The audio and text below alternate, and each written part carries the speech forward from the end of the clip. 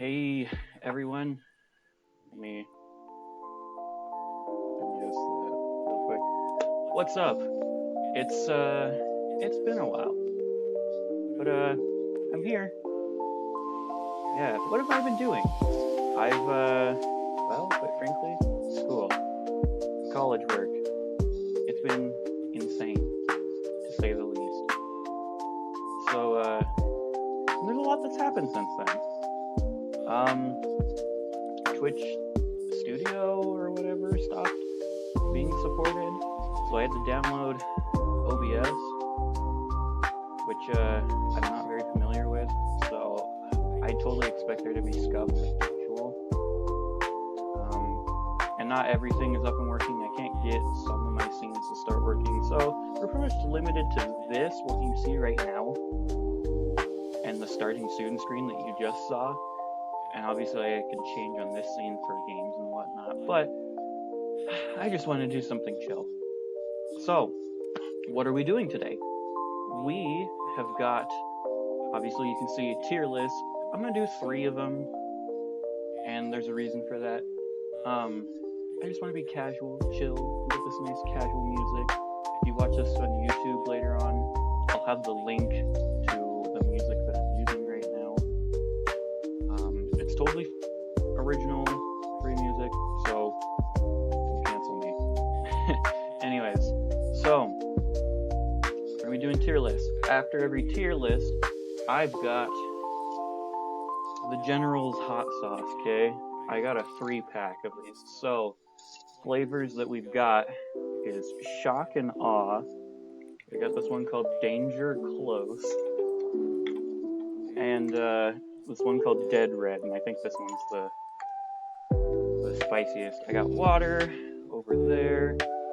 I've got some chicken nuggets over here that we're going to be dipping those on because chicken nuggets are great, and why not? And it was a good excuse to try the hot sauces. Anyways, so got all that. So yeah, after every tier list I get done, and we'll talk through the process of why I'm choosing what I'm choosing, if I can give adequate reasoning, I guess. And then we'll try hot sauces. And I've got my little note card here, so we'll do them in order of what is the most spicy. Oh, and Shock and Awe is actually the most spicy. I was wrong about that. So, yay, doing school.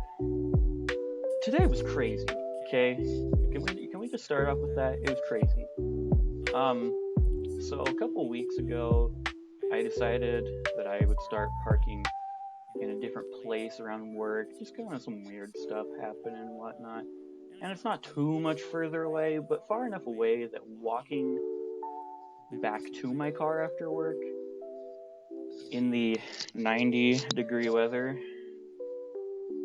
it's not fun, okay?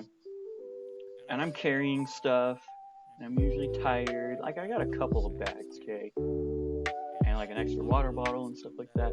So today I decided, what if I take my longboard out of my car and I use it? Obviously I can't use it everywhere because that's mostly meant for like flat terrain stuff, but at least ride it some of the way down the sidewalk so I can get across to my workplace just a little bit faster.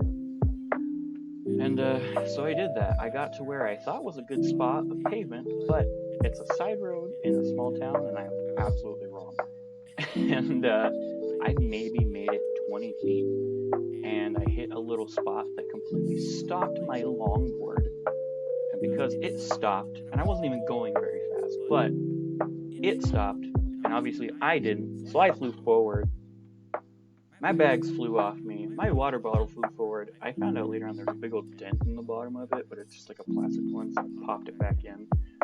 And I landed hard. You probably can't see very well, but there's like some redness right there where my hand hit.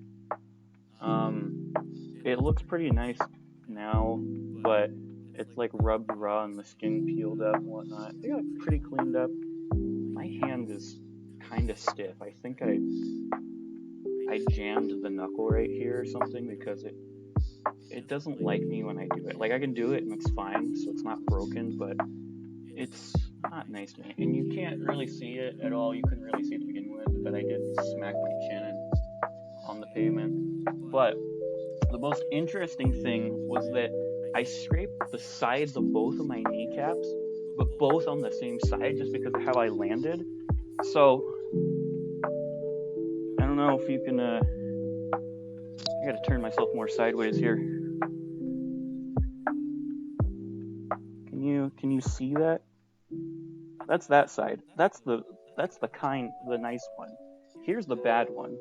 It's still like wet because it got hurt more, and I have to keep bending my leg, so it hasn't fully like tried to scab over. It's been fun. Luckily, there's like a first aid kit in work, and I used some rubbing alcohol to clean and disinfect it, and then I just put band-aids on them so that way they wouldn't rub against my shorts.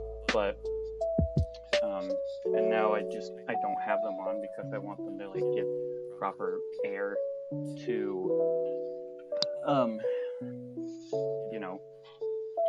heal up, scab over. So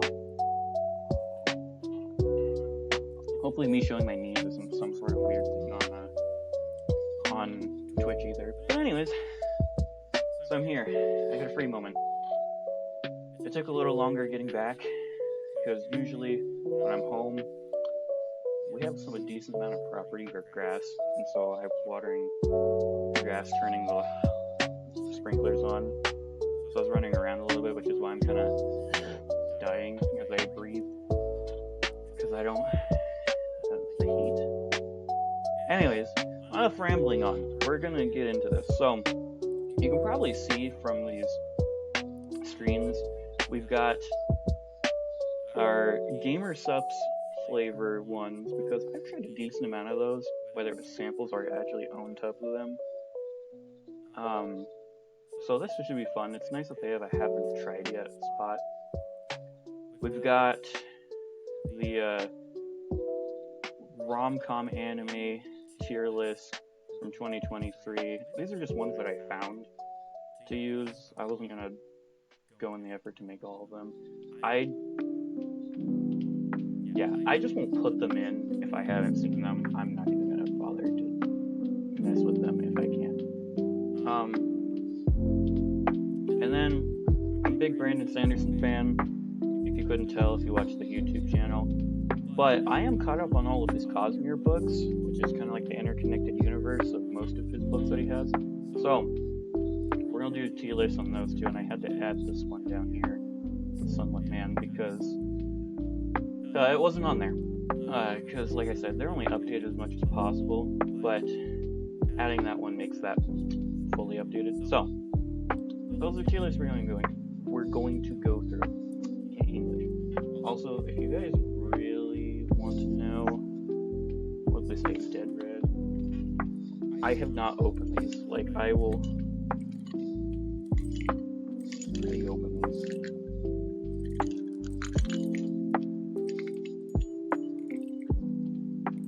I'm gonna open one to show you that I haven't even tried these yet, okay? Oh, just broke the seal. I heard it crack. You couldn't probably really hear it, but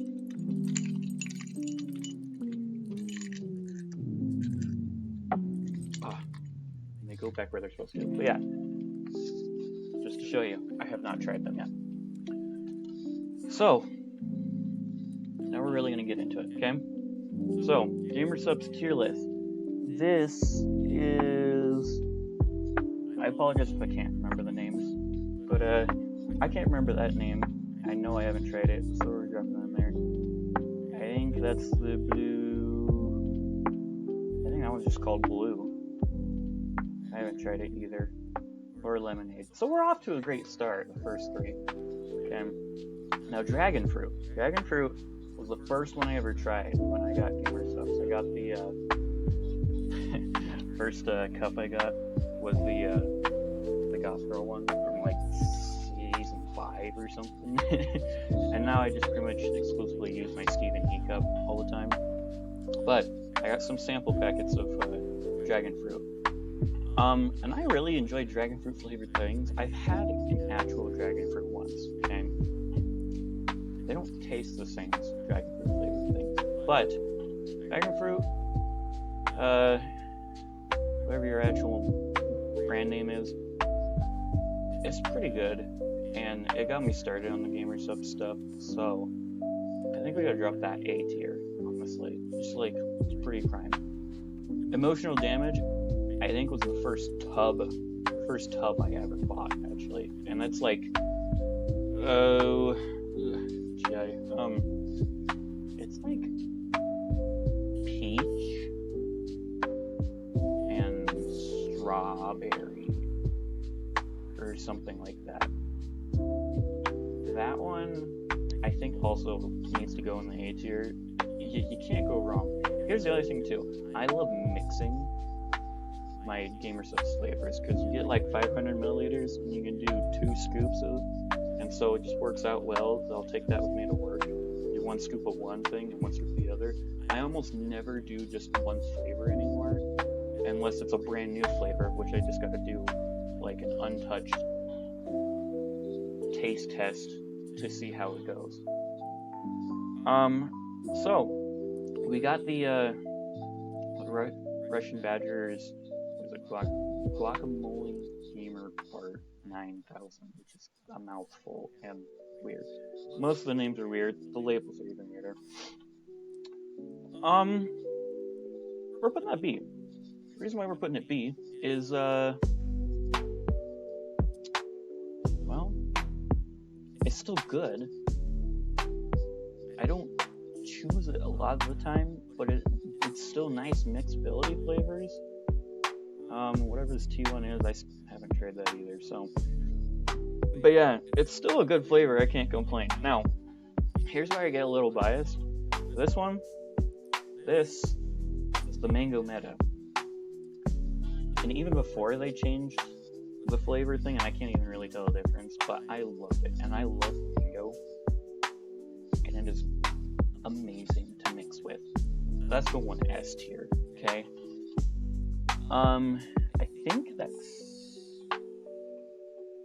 I want to say that is Misfit Melons. If it is, it's gonna go C. Misfit Melon is, it's melon, okay? It reminds me of like watermelon extra gum, if you've ever had that. It's nice. It's pretty much one you just want to mix, and it's you can only mix it with certain flavors because it's pretty overpowering despite its flavor profile, which is interesting. Pina colada, I've had samples of that. It's been a hot minute. I really don't remember a lot of it, but I do like pina colada things. And I think for that reason alone, it's got to go above Misfit Melons in that B tier. I think this is the pineapple one. I've only had samples of this one too. Pineapple's great. A tier. I might fluctuate some of these around. This is the strawberry daiquiri. I also had a sample packets of that with some of the cups that I've got. That one, I think I'm gonna put that one B too, just because I don't remember it a lot. But I mean, yeah, it's good. I can't really compare it to anything to really give you an idea. I don't even know if you can buy it right now. It might be out of stock. I'm not gonna say the name of this one. I don't want to. It's a creamy, like, blue raspberry thing, though, is what I'll tell you. If you know, you know. I won't say it. It's going S tier. It's so soft, and I love it. And I will, It's one of the few ones that I still just drink by itself, but it really complements every flavor that it has. If it's doing other soft flavors, it's great. If you're doing really powerful ones, like Misfit Melon, it's going to tone it back, which is really nice. I think this is the waifu candy one. I haven't had it. I have a friend who's tried it. He said it tastes like Smarties. It's like Smarties. So I'm sure it's great, but I haven't tried it. I don't need glasses. These are just tiny photos. I don't know what this one is, so I've never even seen it before. I think that's black cherry. That's like a cherry limeade. This is grape. That one might be the lemon lime, and I also haven't tried, so we're just blasting through these, okay? This is lychee. This one right here, okay? I looked up what lychee is because I had no idea, and it sounded really nice. I was like, wow, I'd love this. But it's bad, okay?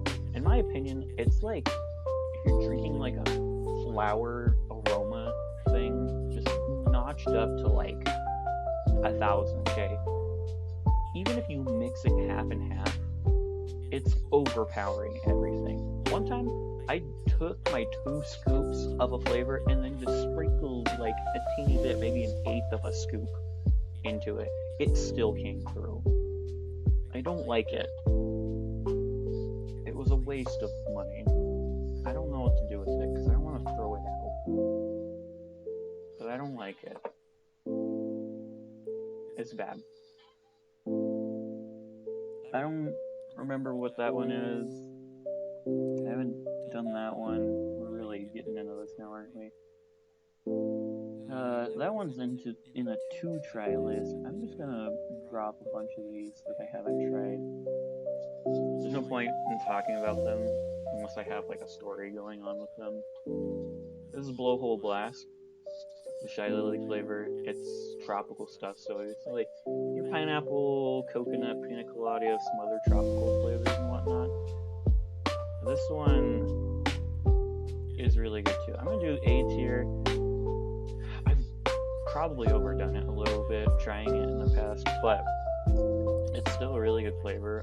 I love those types of flavors anyways. This one is called Anime Girl Thighs. It's yeah. That's the name for sure. It's an orange creamsicle, and it's fantastic. Just like the previous one, great mixability, makes other creamy flavors really good. It softens more powerful flavors. It really just goes with pretty much everything that I've tried, which is great. It's brand risk. It's like everything I want because it's peach and mango. But I can't get behind how the label looks, so I get to get it, which really disappoints me because I want to try it. It would probably go S tier if I had it. This is one of the other Stephen E flavors. I haven't tried it. That's a lemonade one. These just look like the same thing, just different tub art. I haven't done that one. Snake oil, I think it's like an apple pie one, but I didn't know it at the time, so it sold out before I could figure out what it even was. This is the Jujutsu Kaisen cursed berry one. I forget everything that's in it. I'd have to look it up, and I don't really feel like looking it up right now. But it's amazing too. And it's not like a soft flavor, but it mixes really well. This nice blue shade, not that the color matters. It's the blue one. I don't know, but yeah, it's good, and I got it before even watching Jujutsu Kaisen. It's great. I like it. This is a bloody orange.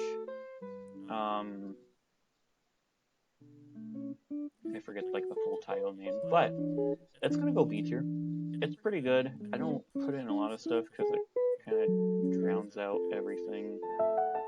So here, just gonna drop a bunch of these. That one's called Copium. I want to try it at some point. So the strawberries and cream I also want to try.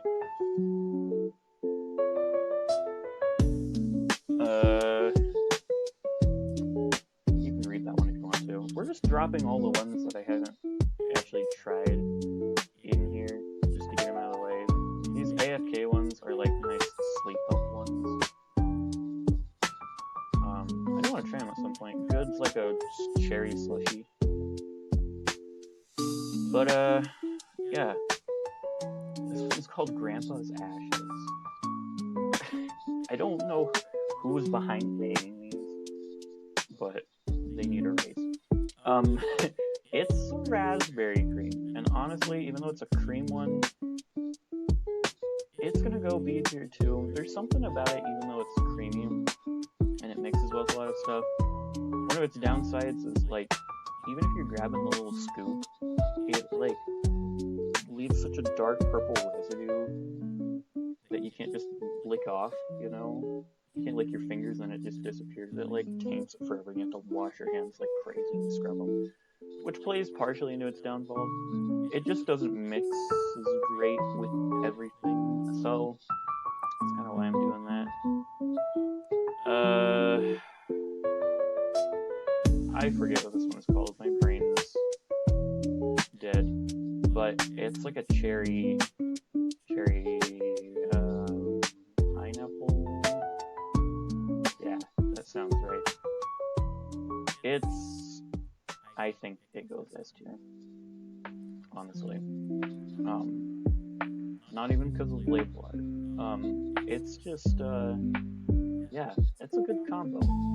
Cherry is usually a problem child for me when it comes to flavors, because it's either just a bad flavor or it's just overpowering, but it somehow does it well.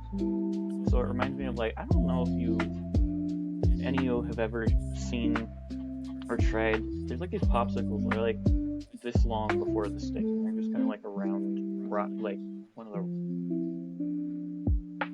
popsicle rocket ones, you know, type of shape without the ridges, you know, it's just kind of like smooth. Anyways, those are cherry pineapple. It tastes like one of those, and they're great. I love it. This one's called Soccer Splash, and it is a sour cherry, which again, you would think cherries would like overpower everything, but it's really nice. And sour flavor stuff usually is like your teeth ache afterwards because of so much, but it doesn't do that, and it mixes well too, so I'm gonna put that in the A tier.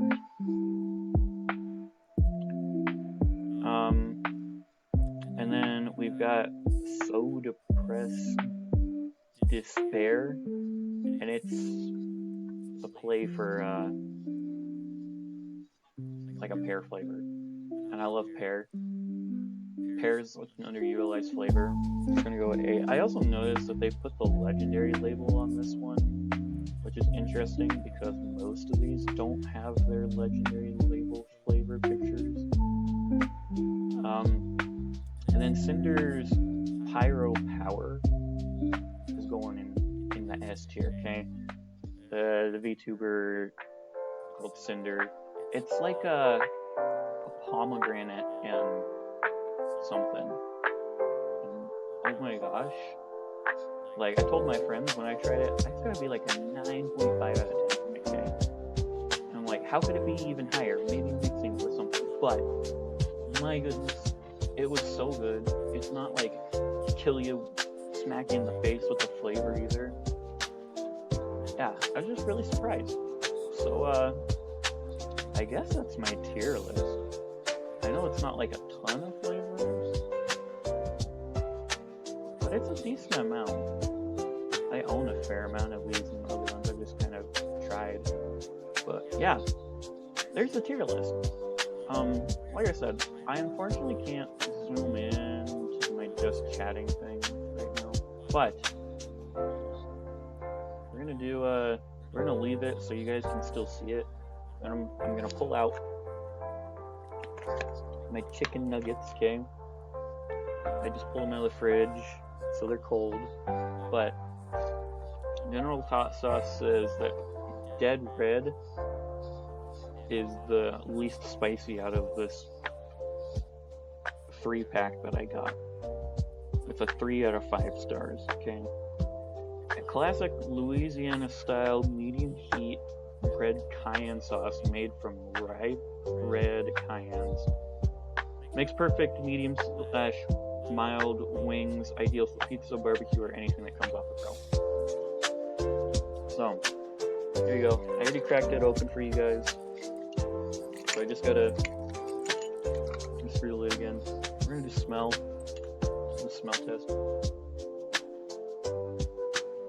It smells slightly sweet, but you can smell some heat there. It's interesting. It's a very kind of unnatural red, though. I wish that these had like a better pouring system, though. It's just kind of like straight open to the world, though. So much we put on it, I feel like that's a good amount. It's not super watery, but it's not thick, so we're gonna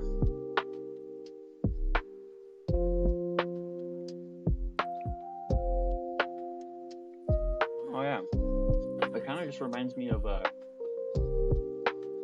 like a buffalo sauce in general. Very vinegar based. It's like something I put on like my scrambled eggs in the morning for breakfast kind of thing, you know. I could see myself putting this one on a lot of things. I'm just gonna finish off the nugget because why not? I haven't had dinner yet. I'm not starving, but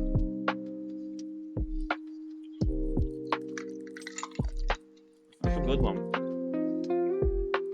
I approve.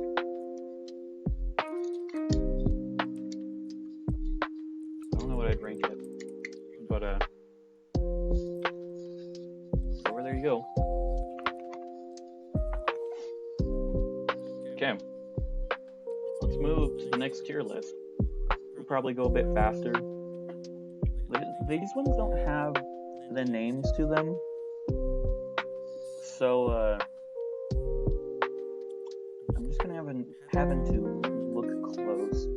And some of these I may have seen and then don't recognize it based on the picture, which is also unfortunate.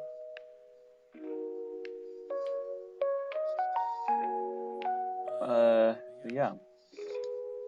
So we're starting off strong here with a really strange name, but it has inflicted a bad case of the feels to me. Okay.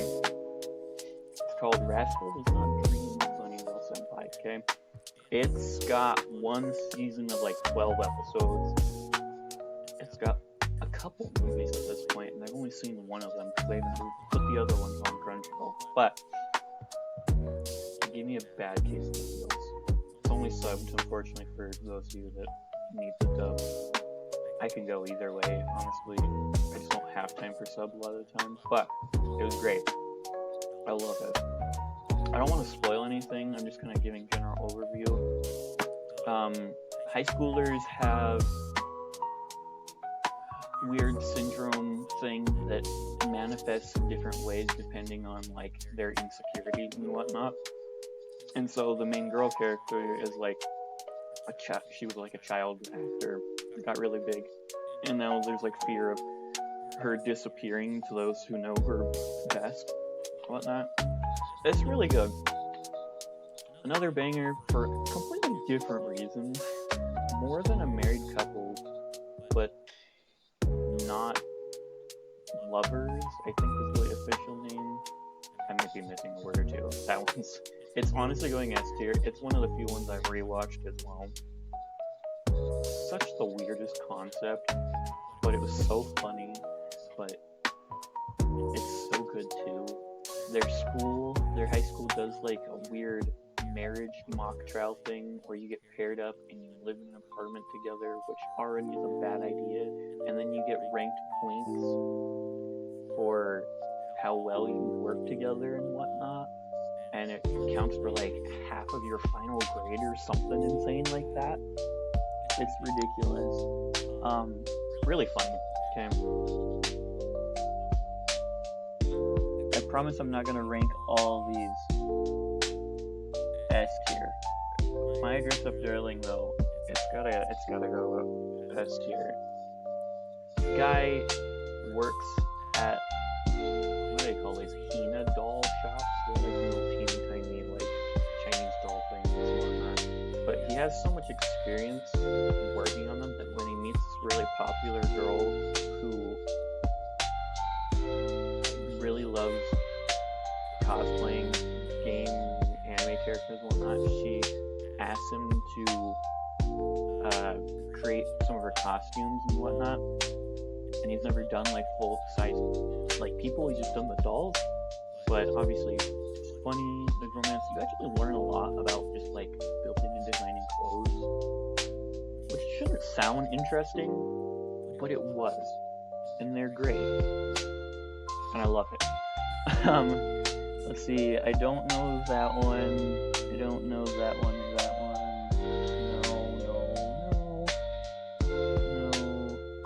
I know the name of that one, I haven't seen it. I can't tell what I'm looking at that one, or that one. This one, it's got charm, very small charm, okay? I'm gonna go with cliche harem, because it is. It is probably almost one of the most down bad things I've seen, and it's horrific. I was uncomfortable sometimes. I'm surprised I finished it, honestly. But yeah, love it. I wasn't all in pain watching it. This one, we're going to jump away and not dwell anymore. Call of the Night. That's good stuff, okay? I swear I'm not ranking everything S tier, but Call of the Night is this fantastic one dealing with vampires and just like, I think the main character Ko, he's like a middle schooler, but he's got like mad insomnia and starts exploring the nighttime life of being out, and he meets the one vampire girl, and yeah, it's pretty interesting, but it's funny. I've even read in the manga with that. Actually, both that and My Dress Up Darling, I read the manga for. The other ones, you can't really find. But Call of the Night, I've been reading ahead. The story is really good too. Like, they're just getting started with their one season. Music fits the vibe of the nighttime. The colors are so aesthetically pleasing. It's great. I love it. I watched it subbed when it first came out because it sounded interesting, and then I rewatched it again in the dub, and it was still just as good, just because I needed more. The nighttime color scheme and music and vibes is just so therapeutic and peaceful, and it was so nice, and it was great. Domestic Girlfriend. I'm not gonna explain it to you, because you either know or you're gonna go look it up and regret knowing, but you should just not. It's not a cliche harem.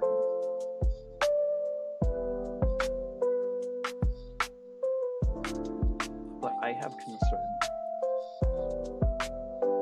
And yet it's still somehow getting rated above My First Girlfriend and a Gal, which is, I failed to mention just what that one, the cliche harem one is. The question is it a C or is it a D? I think I want to put it in a C for now, but I'll probably drop it down based on other things. Actually, I'm going to drop it down to D, because I see the next one that I recognize, which is like the Duke of Death and his maid, and I think I'm putting it at a C, which isn't really a fair assumption, because the first one that's come up on the list that I've watched, but I haven't finished yet. I've only got maybe 2 or 3 episodes in. It's a kind of weird CGI, which I don't love. It throws me out of the story a little bit.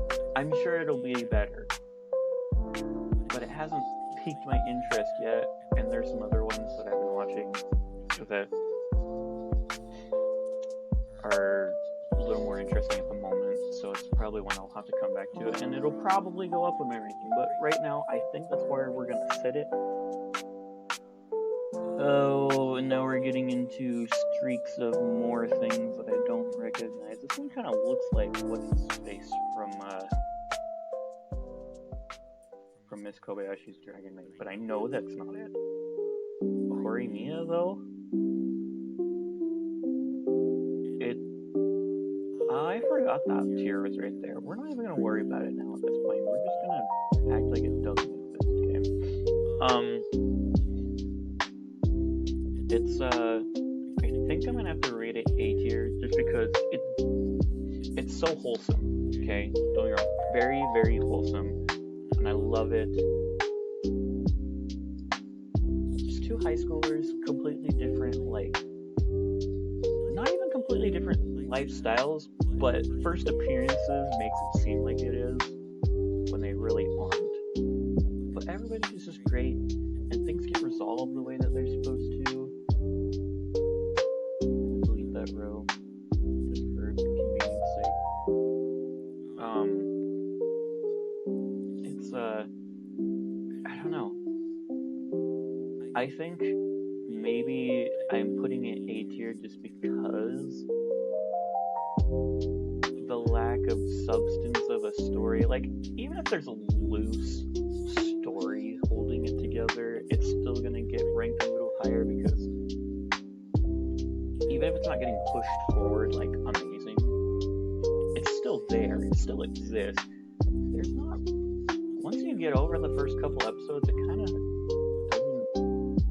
really have that anymore. They just kind of like go through high school and then they graduate, and then that's it. So yeah, I don't want to say that.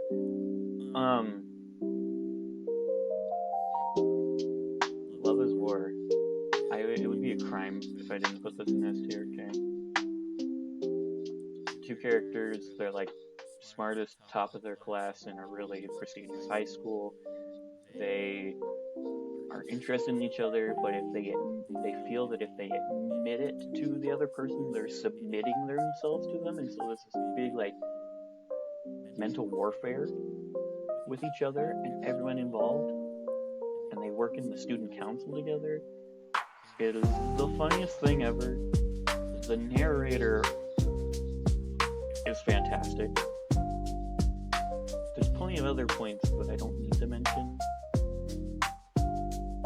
but everything, I don't think there's an episode where I don't laugh.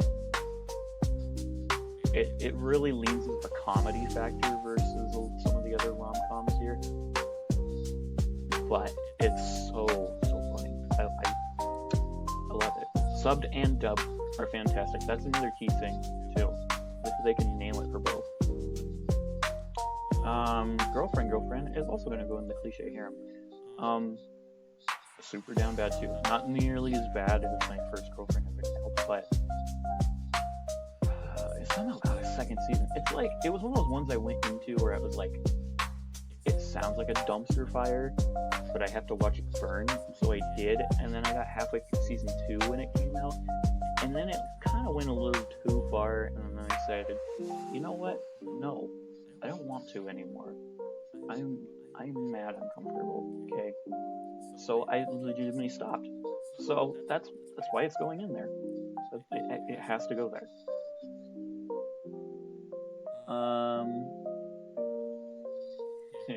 Comey can't communicate. It also has to go in S tier, okay? They're not all going in S tier, I swear. I just haven't looked through this very far. Comey can't communicate. It's a Netflix original, so it's the only place you can watch it. She's super popular, super pretty in high school, and she has bad. She has a communication disorder. It's so hard for her to speak to people, but she wants to make friends. And then she meets one guy who's like so average, but he's a cinnamon roll. He's so nice, and they become friends. And then she's like, my goal that by the end of high school, I want to have 100 friends. And so he's like, I'm gonna help you. And obviously they're starting to like each other as you get through it. There's 2 seasons of that now. Also one where I've read the manga. Horimiya is also one I forgot to mention that I read the manga on that. I'm horrible at mentioning this. Komi can't communicate. I'm ahead of the anime. It's great. It just gets better. It's so good. I don't know what else to say. It's just good. Okay? What else? I've heard of that one. I haven't seen it.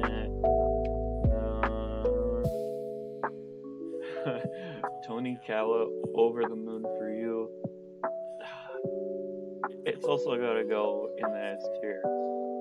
Don't look at me. Don't. Please. Okay? It has to. Okay? It's super funny because if you've watched the dub for Demon Slayer, the main character, NASA, is also voiced by him. And they're basically the same character, except one just isn't killing mythical demons. Like I said, I don't want to spoil things, but Tsukasa, I hopefully remember that name right. She's got an interesting past, like historically, and that's yeah. But he meets her one night and was like, "Oh my gosh, I have to go talk to this girl and ask her on a date right now," kind of thing. And he gets hit by a truck, but he doesn't get truck-kun, he doesn't get isekai, he just gets badly hurt. And then she saved him, but then he was like, she's like, "Oh, I gotta go, the ambulance will be here." And then he's like sitting there bleeding, and he's like, wait, no, I want to ask you on a date, even though he's bleeding like crazy. And she's like, "Okay, we can go on a date, but you have to marry me." And he's like, "Okay," and then he passes out, which is like a skewed thinking, because dating before the marriage, but whatever. And then like wakes up out of his coma, and then for like 2 years is kind of living his life thinking about that, but never finding her. And she shows up on his doorstep and was like, "Hey, I'm here. Here's the marriage papers," which is terrifying. But after that, it just kind of turns out really wholesome, because they're essentially doing their dating life through marriage now, learning how to like be a couple and how to coexist and live together and whatnot. And it's yeah, go watch it. That's got 2 seasons and like a little mini season of like 4 episodes. Also read the manga on that one. It's great. Yeah. I need to stop using the word great. I don't know those ones. Don't Toy With Me, It's Not Girl. She's just like mad. I can't think of the dairy type it is, but she just bullies him, but it's really because she likes him. He's a nerd.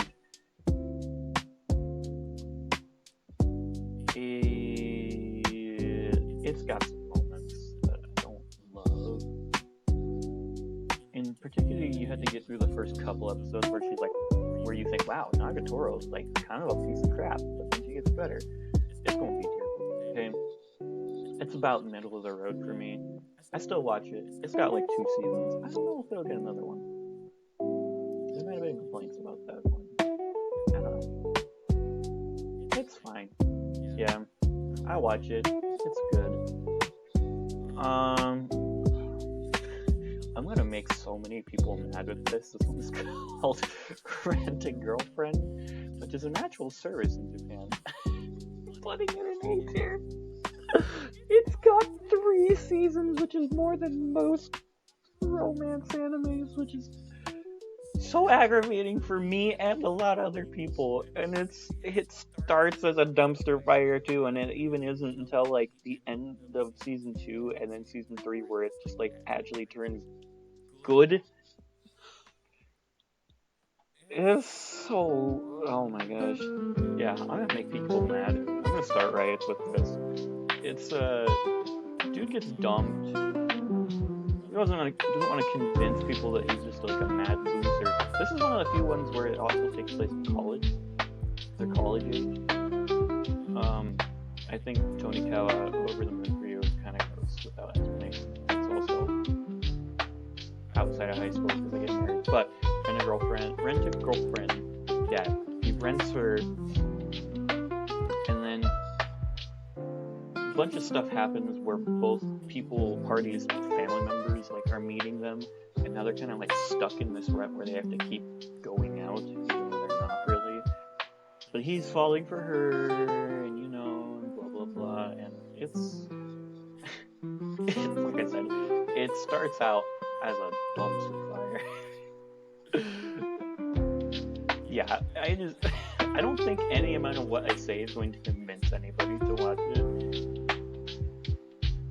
But if I pique your interest, please just watch it. Yeah, I'm gonna make people upset. Yeah, that one looks familiar, but I know I haven't seen it. No, that one's on the watch list. I haven't, and there's a lot of these I just can't tell.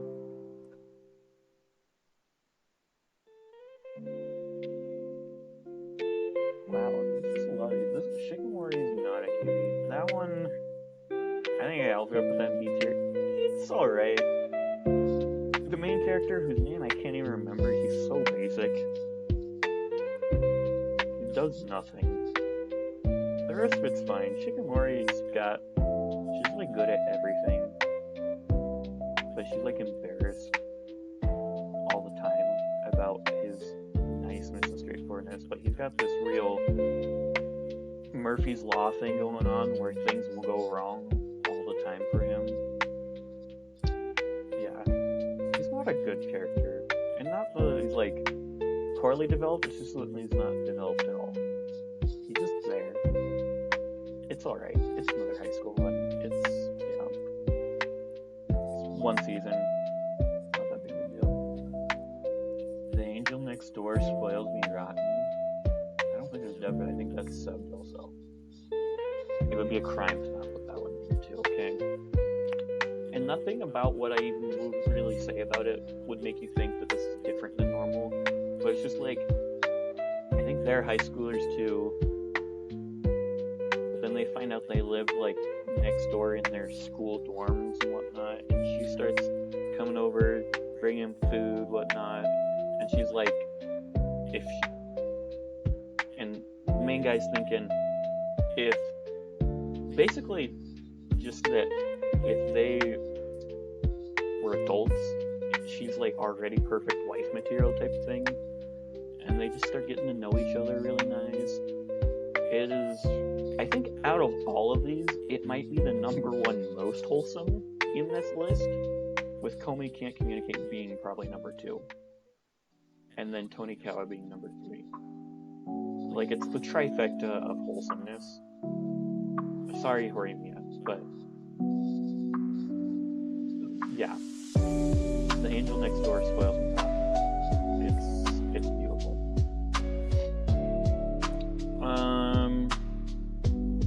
I didn't know that The Devil is a Part-Timer could even be classified as a rom-com, I guess, but I guess it makes sense. It's going A tier. It's a little better than average. There's not really rom-com stuff going on, though. It's just kind of like, because it is mainly a story. It's just mainly a comedy. I think it's just a comedy, honestly. He's from another world, and he's like losing a battle majorly, so he's like, I'm gonna dip out, and I'll come back later on and just be more powerful. And he disappears and ends up in Japan, and it's like, oh hey, if I'm gonna stay here though, apparently I need money to live, and so he gets a job at Mig Ronald, which is exactly a spin-off of what you're thinking it is. That one's funny. I'll confess that I haven't finished season 2. I haven't even finished part 1 of season 2. Because it's one of those ones that I watch with one of my siblings, and it's just wholesome. It's one of those ones I'm comfortable watching with him because it's good. But yeah, it's not doing anything special, especially not in the romance department. It's just really nice. Oh, I will get hate if I don't do this too, but I agree anyway. The quintessential quintuplets, which on the surface is a cliche harem, but it was one of the early rom-com ones that I watched, and they are quintuplets, and their dad hired a tutor to teach them because they're all failing in various subjects in school. But they want nothing to do with them, but obviously it develops in a thing. And I thought the anime was finished because we got 2 seasons and then a movie, and the movie wraps up where the manga ends. I actually read the manga before the movie was announced because I had to know how it ended, but apparently they've announced another season for something that's happening after where the manga ends, so I don't know, I guess we'll see how it turns out. But yeah, one of the few ones that's actually got a full wrapped up completed story, so you do find out which of the 5 ends up with them in the end. And it was a battle the entire way for the fandom about who should win, who is going to win, and people are still upset, obviously, that certain ones won. But you know what? When I read it and found out that insert name here, because I'm not going to spoil, won, and I found out the reasons why, I was like, you know what? It wasn't my vote, but I'm good with it. And people just need to get over it because they're not going to change it. Go write your Wattpad fandoms if you feel that way. You know? It's, yeah. I love it. Heard of that one, haven't seen it. I don't know what that is. Tomo-chan is a girl. That one's A tier for sure because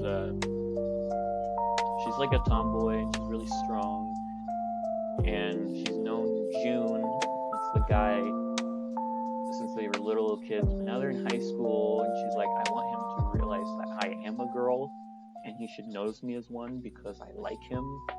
And I don't think there's going to be a second season because it seems pretty closed loop at the end of season 1. So it's just like 12 episodes, 13, something like that. And that one's really funny. Yeah, good, it's nice, it's wholesome. You appreciate it. I appreciate the really wholesome ones most of the time. Doesn't mean I don't watch other ones, but I appreciate the wholesome. And it looks like out of the rest of these, there's only one more that I've seen. They haven't included one, though, which I'm a little upset about, but I'll talk about it. Uzaki-chan wants to hang out. That one's gonna go A tier as well. That's also one of the few ones where it's like their college. I forgot to mention romantic girlfriends that are in college too. I might have mentioned something offhanded briefly, but college. Uzaki-chan wants to hang out. Friends from high school. Now they're in the same college. Obviously feelings develop, but he's like not the type of person that wants to hang out, but she's social butterfly, but it's dragging him into doing things all the time. And the anime got canceled for that one too, because Karen Ed type people got upset. This is upsetting because season 2 really started to get good. And then we're not going to get a season 3. And I'm probably just going to go read the manga to find out what happens. It's a shame. So the one I want to mention though, that I would put in S tier, so just like stick it over there in S tier, it's called The Ice Guy and His Cool Female Colleague. Okay? And that one's on my mind a lot. I've only watched it once, but I totally plan on rewatching it. Office job stuff, okay? I've watched a couple office job ones when I think about it, and I'm forgetting what the other one is. It's gotta go in there. But yeah, it's basically like there's humans, but then there's human people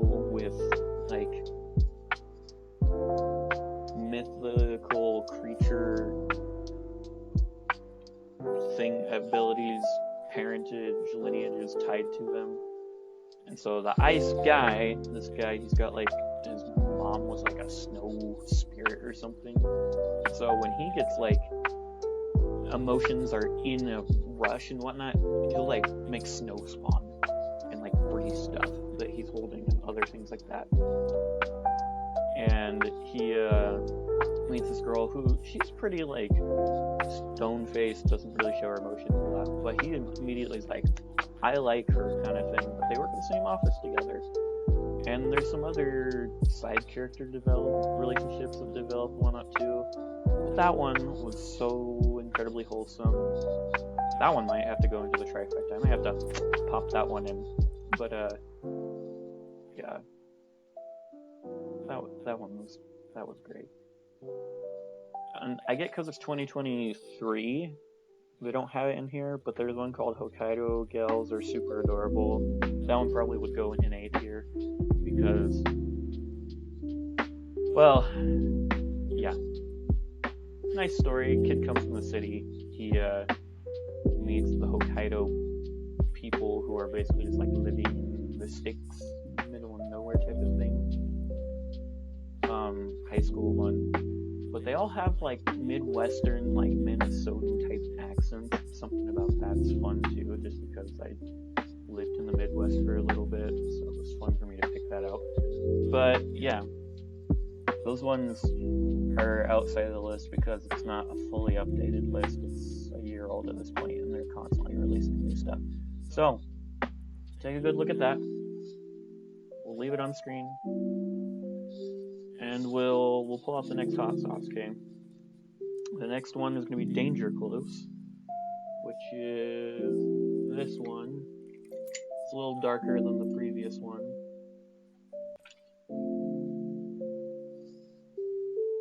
It's 3.5 out of 5 stars. I'm assuming for spice. A hot blend of cayenne and habanero peppers. Think dead red with attitude. Legitimately hot, delivers cayenne flavor combined with a subtle habanero heat lurking in the background. Designed as the perfect sauce for hot wings, but it's our all-purpose go-to sauce for pretty much everything except ice cream. Who the fetch is putting hot sauce on ice cream? Someone better tell me.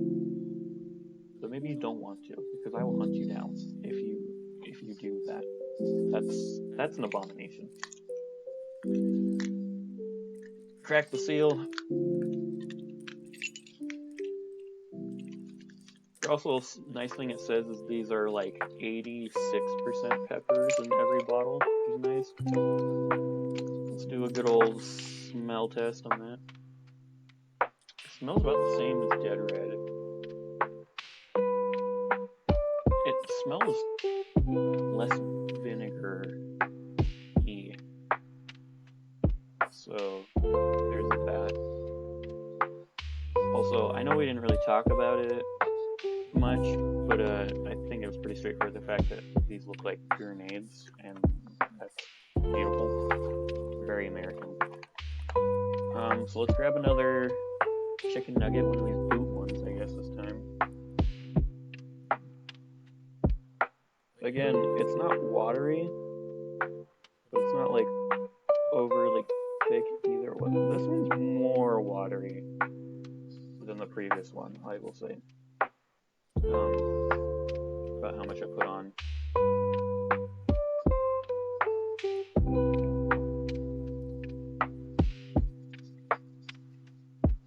Yeah, definitely no vinegar in that one. Definitely more spicy than Dead Red, but it was very good. And it's also something I'd put like on my breakfast food and whatnot, albeit in less quantity, because I feel like by the end my nose would be running. But yeah, that's good. I approve. Put a little more. If I can get it out. You know what? We'll do the swipe method. Good. Good soup. Now I'm thinking I should have done after the last one to wash my palate. Drink some water, but it had been long enough. I don't think it would have mattered a whole lot.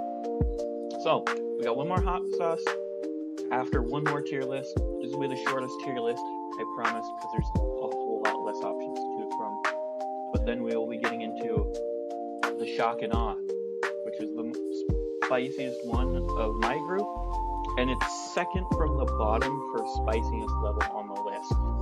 So, it's 4.5. No, it's 4 stars.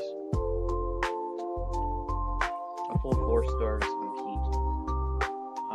So stay with me to the end, okay? I know this is running longer than most of my streams, but it's not gonna be a whole lot longer, okay? So like I said, Cosmere for Brandon Sanderson is like your MCU of books. Every series takes place on a different planet, and there's a different magic system all tied back to the same magic source, and it's great. I don't know what that first thing on the list is. I can't really tell. But this includes like novellas, which are like not full-length novels, but not light novel type stuff.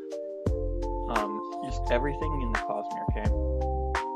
And I think we should start with some of the older stuff. So we're gonna go. We're just gonna drop this to the bottom, so we're not looking at it. Let's just go through all the Mistborn books first, Era 1 and Era 2, just to kind of keep it consistent, I think it's a good one.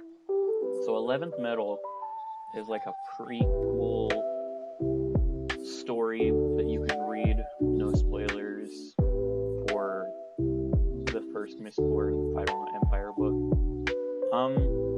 It's a nice little story. You don't need it to really understand anything. It's not very long. I don't remember. You can get it in the Arcanum Unbounded book. It's been a while at this point. And I have read all the Cosmere books. I finished The Lost Metal a month or so ago. I don't know. I've read a couple books since then. I'm reading Dune currently. That's besides the point. We'll put 11th Metal B. I don't think there's really going to be anything lower than that. I don't know. They're good. They're all good books. Mistborn is one of the ones you want to probably start with, series-wise. If you don't mind standalone stuff. A lot of these short stories that we'll talk about later are all good ones. Elantris is a good one to do because it's a standalone currently. What's the other one I'm looking for? Warbreaker is also a standalone. Yumi and the Nightmare Painter and Tress of the Emerald Sea are all good standalone ones I totally recommend reading. So those are your like starting points. They're gonna be good. Mistborn, Final Empire. I think it's gotta go A tier, obviously. It's hard to rate individual books because they're usually on the pretense that I'm trying to rate favorite books, period. And that's hard, so I usually just kind of associate things in their full series. In which case, original Mistborn trilogy, the first era, it's all S tier. But A, good introductions, endings, wild. Basically, World of Mistborn, evil ruler. People consume metals, and they give them magic abilities, and no, they're not getting lead poisoning and stuff like that. But only certain people can use them. But Mistborns are the ones that can use all of the metals, and they're kind of rare as it is anyways. But yeah, overthrowing a government, and then they're successful, but then the world's kind of falling apart on like a cosmic level. Slight minor spoilers about that. Where's the next one? Well of Ascension. interestingly enough, you don't even see the Well of Ascension itself until like the last like 5 chapters. Also blows me away. I think it's gotta go A tier. Also great. Yeah. I'll give you the overview of the series without really explaining each individual book, because it's going to be spoilers from the previous books. Hero of Ages, though, it's got to go S tier. The climax of everything is fantastic, and I tell everybody, Mistborn Era 1 is not my favorite series of the Cosmic Era, but it is the best, in my opinion. Something can be the best without being your favorite. It just seemed like the expectations and like the build-up kept getting higher and higher, and you thought there's no way that you can actually meet these expectations to have a satisfying ending, but then they somehow does, and it's like it's a masterpiece. And you don't really expect it. You never expect anything to happen the way that it does until it's actually happening, or maybe a couple pages before. Like, it's so subtle, and that's really all I can say about it. So Wax and Wane is Mistborn Era 2. So everything that's happened in the original series, now we fast forward about 400 years, and now they're kind of like in the rebel industrial era, dealing with like cowboys and stuff like that. Now true Mistborns don't exist because it's so bled down the family lines. And now the rare people are like Twinborns, who have allomantic and ferochemist abilities, which you'll just have to find out. If I try to explain it, I will rant for way too long. But yeah, these guys are outlaw. Well, they're not outlaws, but they're dealing with outlaws. They are becoming the law, essentially. So Alloy of Law.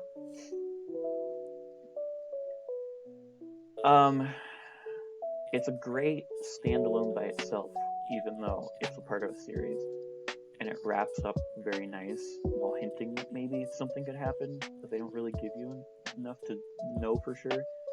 But it's great. It reads like a Western, and the banter is great. Yeah. Bands of Mourning, I think, is the next one. No, Shadows of Self is the next one. And I'm remembering only bits and pieces. Shadows of Self. Yeah. I think it's gotta go A as well, if it fits right in that dynamic very well. I think Bands of Mourning, you still don't even really get the full view of everything that's about to happen in this series. But, man, it's really good. I think that one's gotta go S tier just for that reason alone.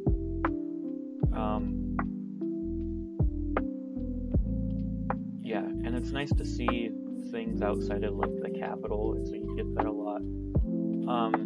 Then actually you can read this Mistborn Secret History, which basically just makes you relive the events of everything in Mistborn Era 1, but through a different perspective. A little fast forward expedited. I did not put that in A tier. I think that goes in S tier, because then it just kind of reopens the wounds that you thought that you closed up. And it, yeah, it's sad. It's not a necessary thing to read. It kind of just takes away some of the shock factor from the Lost Metal. But, yeah. Lost Metal, I feel a little conflicted. I think it's a great story, and it wrapped up nicely, so I think it has to go in S tier. But I was a little disoriented going into it. Not because it had been a long time since I read it, but there's like a 6-year like time gap jump between books 3 and 4, and it threw me through a loop. I was not expecting it to happen like that. So that's really its only little downplay to it. Made me sad at the end of the book for reasons that I won't explain. Yeah. We'll drop through some of these other ones real quickly. I think Warbreaker, it's one of his early ones. That one, it might have to be C. I think I'll put it at C. And not because it's bad. The execution of what its concept was is good. I'm not in love with the concept, but it is necessary for characters that show up in other series.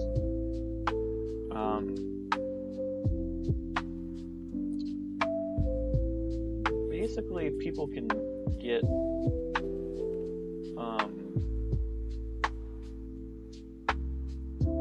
everybody's got what's called a breath. It's like their life essence, you know.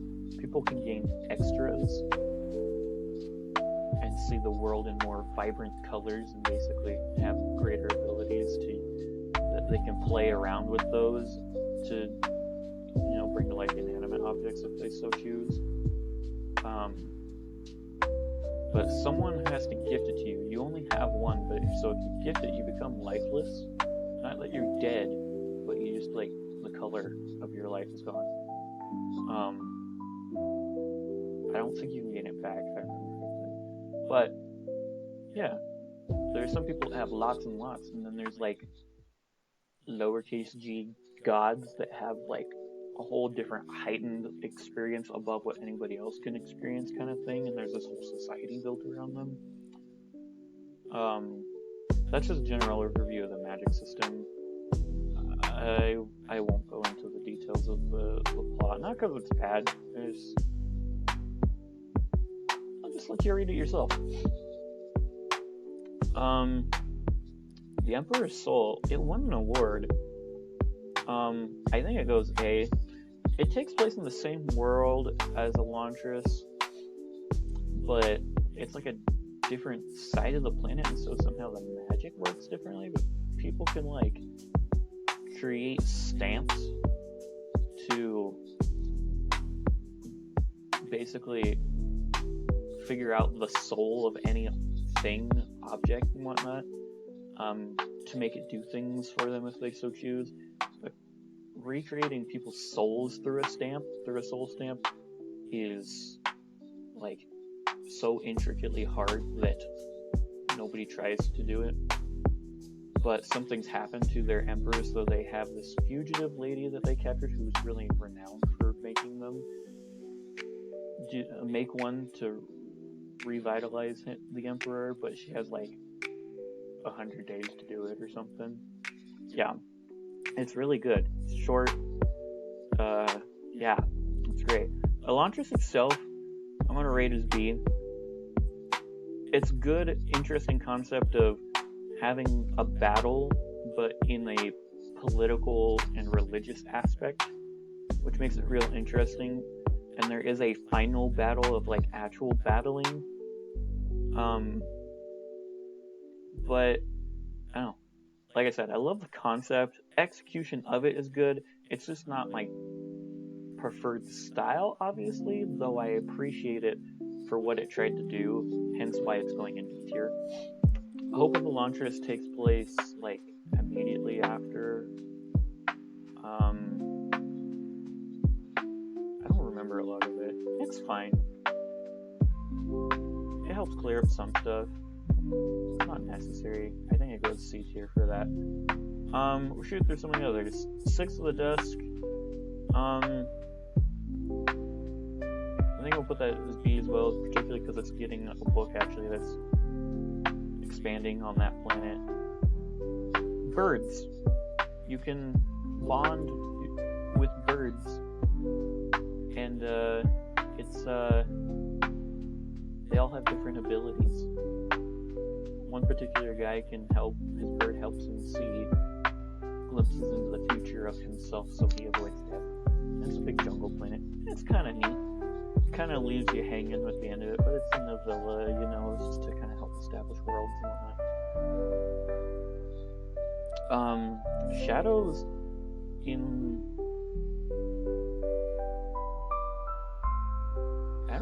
remember the official name of that. Gosh. Hold up, we're going on a Shadows. I'm gonna type Brandon Sanderson and be doing that.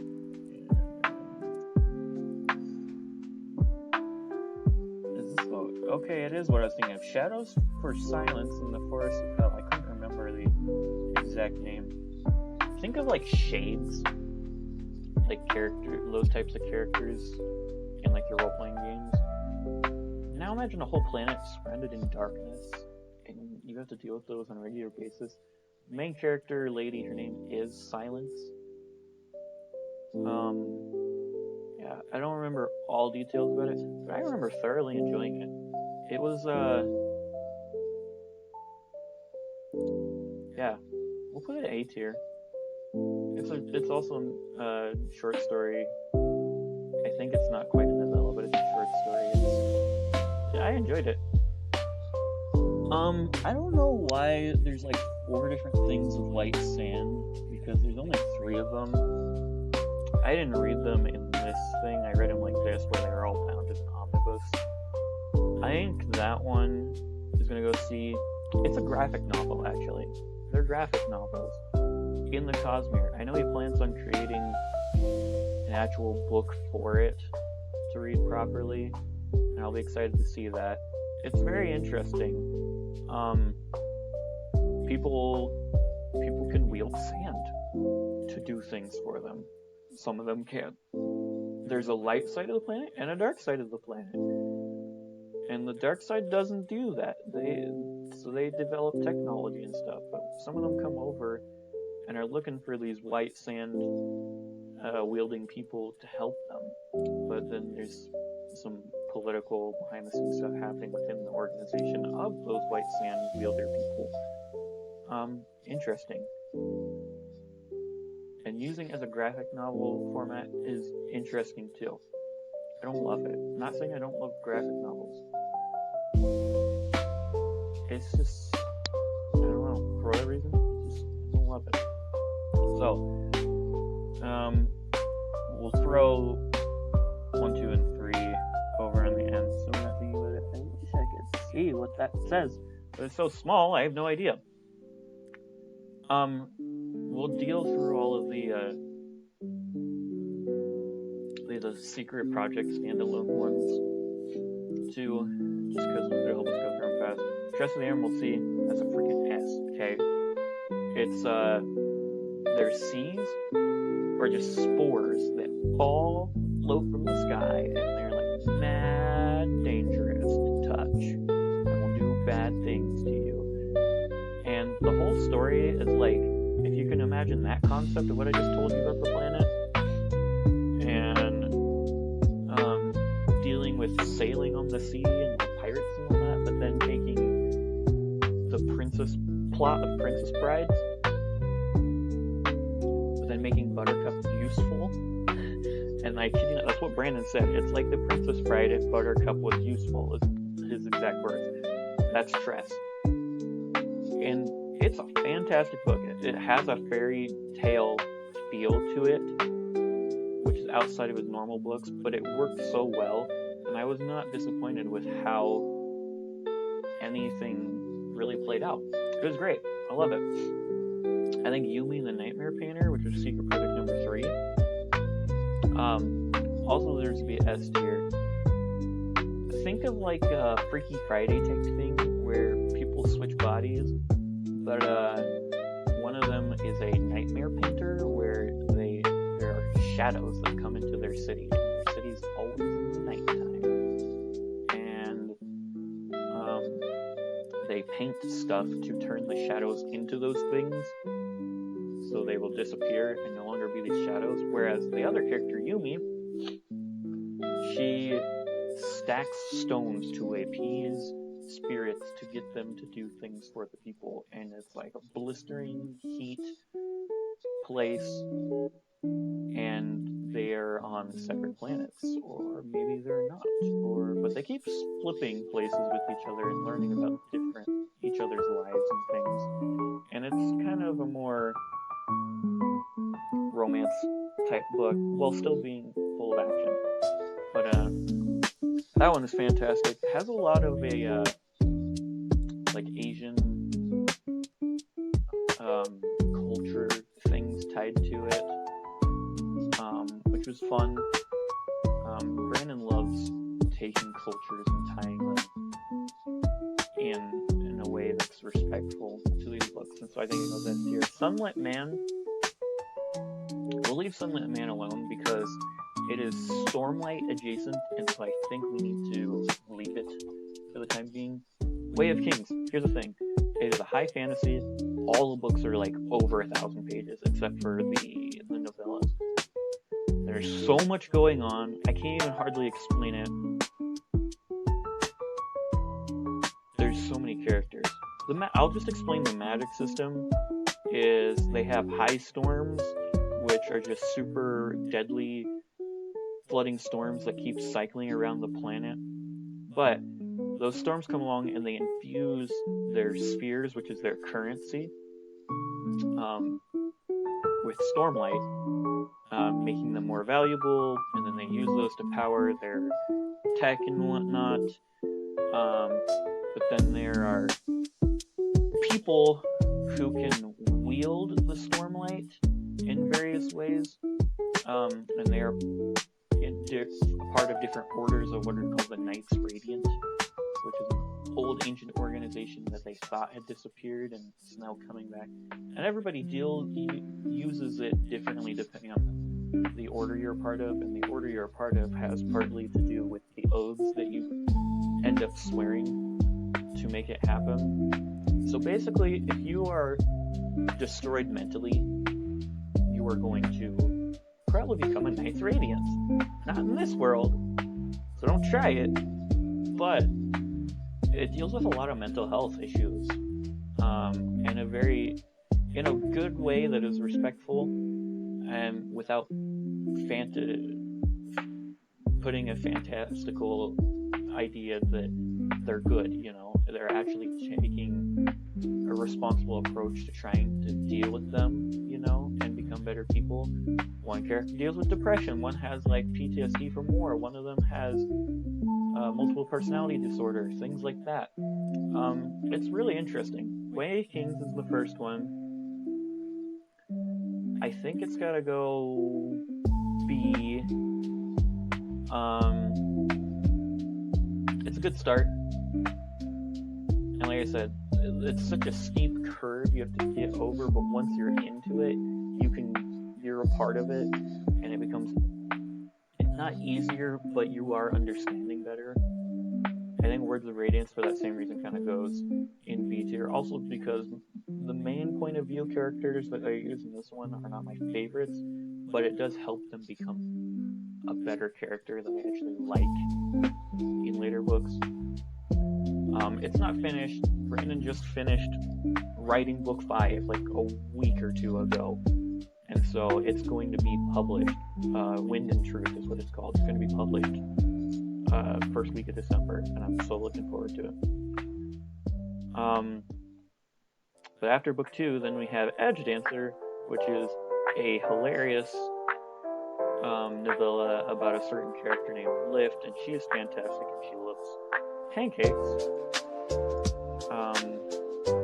And there's a reason to know that if you read it. But I love it. I feel like none of the novellas are really like necessary, but they help character development for when those characters show up later on for various reasons. Usually not being able to fit time to talk about them in the book because they're already generalist books. Yeah. Oathbringer, I think, belongs in A. There's a really, really powerful scene with one of the characters, Dalinar, in the end of it, that I think helps shoot up over that edge. And then, obviously, Rhythm of War, I think, goes in S because of it, because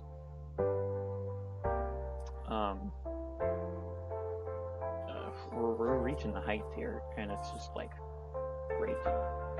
That's all there is to it. I can't remember. I think Dawnshard comes after Oathbringer, or maybe it's coming after Rhythm of War. I'm gonna put it A tier. Also some great funny characters with that.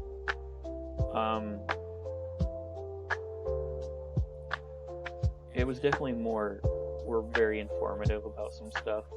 That's just for the general overall view of the Cosmere rather than just Stormlight itself. And I think Sunlit Man's adjacent. It goes A tier, but it's adjacent to Stormlight because it's like main character from the world of Roshar, which is where Stormlight Archive takes place, many years in the future. I don't know about many, but years in the future. Him dealing with some stuff. He's on a completely different planet. Really interesting thing where the planet. There's a main thing about the sun I'm realizing. It's like a mini planet. And so its ecological system's not set up very great. People have to grow their plants really, really fast. And then collect them. And never be in the sunlight because it will literally burn them to ashes. Kind of insane. But, yeah, so there's my tier list. These books are great. I promise they're not all just terrifying, everybody's gonna die type of thing, but they're good. So, now we finished the last tier list. We are almost 2 hours in. I'm sorry, guys, but we're almost done, okay? We'll finish up the hot sauce taste testing. Hopefully I don't die. And then we'll wrap up and we'll just call it good, okay? And I'll put it up on YouTube after it's done, so if you miss it, I mean, I'll put it up as highlights so you can still watch it on Twitch, but you can always find it on YouTube too, and it'll be probably easier to hop around and stuff. So, we've got Shock and Awe, which is this weird pale orange looking color rather than the reds of the other ones. Shock and Awe says, be careful. A very hot, citrusy habanero sauce made from orange habaneros. An immediate quick hit of citrus, count to 5, and then boom. Chili, salad dressings, mixed into sour cream, or a popular everyday sauce for people with the gift. Quote unquote. So, we'll see it. I've built a tolerance for hot sauces over time, so who knows, maybe this one will catch me off guard.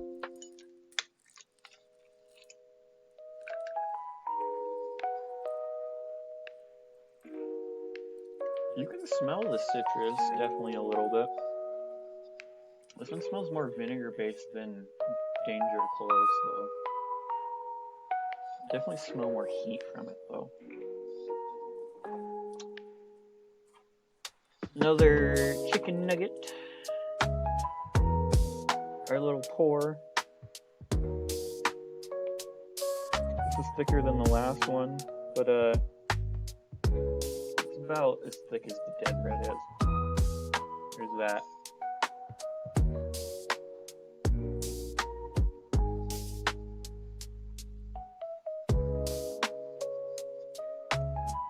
There's less flavor to it. You definitely get the citrus, and then it's just heat, which is slightly disappointing. It's hot, don't get me wrong. I wouldn't want to eat a lot of it in one sitting, but it's fine. I probably have a higher tolerance for hot sauces than the average person. I'm sure my nose would run if I ate a lot of it. Yeah, you get all the flavor up front, and then really nothing else. But, this has been my first experience with the General's hot sauces. I'm not disappointed. These are good. And they definitely aren't just like, we want to kick your butt just because. They're, you could eat these every day for various things. So there you go. I don't want to get... I feel like I'm starting to build the hiccups, which is how you know we're getting on the higher end of the heat, so I'm going to try to avoid doing that on stream.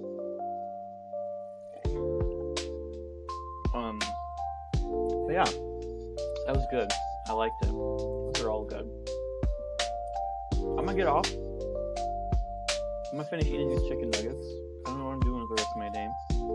I'm feeling the low burn of shock and awe again. But, yeah, I hope that you guys enjoyed the chill stream. I know I'm typically doing games, or I do Lego builds, so this is kind of completely different. But I needed something easy, one, for my brain, and two, for just operating OBS, because I haven't used it before. I used it once for a school assignment last week, so I felt all my experience about it. I've only played with it for maybe like an hour and a half total at this point. But yeah, thank you guys for watching. Make sure you follow the channel. And for those of you that watch this on YouTube, you subscribe and like the video. And I hope that you guys will tell your friends about the Sheriff Brick Twitch channel and YouTube channel, because I like posting a lot of various stuff, and so if you comment and tell me, I will try to the best of my ability to do it. I want to do like some cosplay skits, because I love doing cosplay stuff. That's fun. For Halloween, I plan on dressing up as Yuta from Jujutsu Kaisen, because he's a great character, and we actually share the same birthday, which is awesome.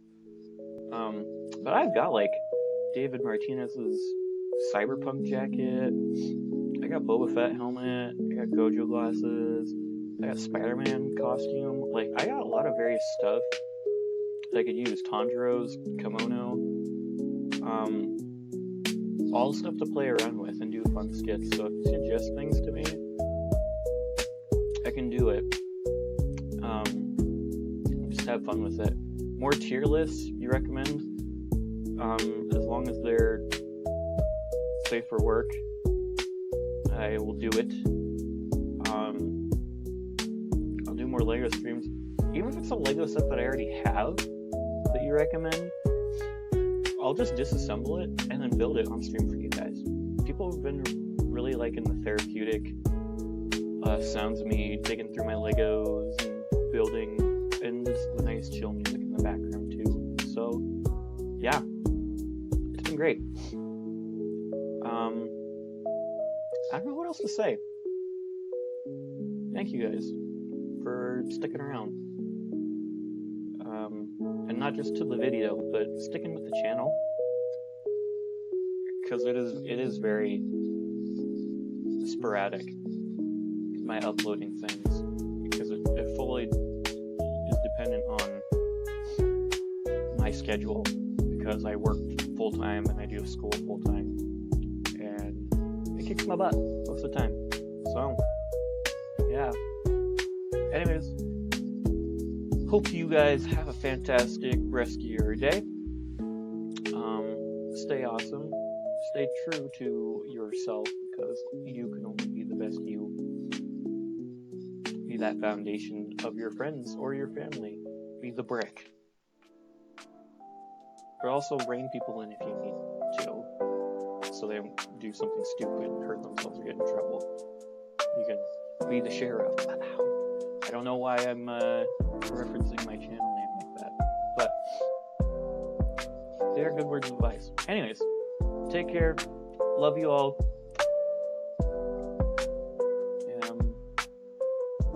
Bye.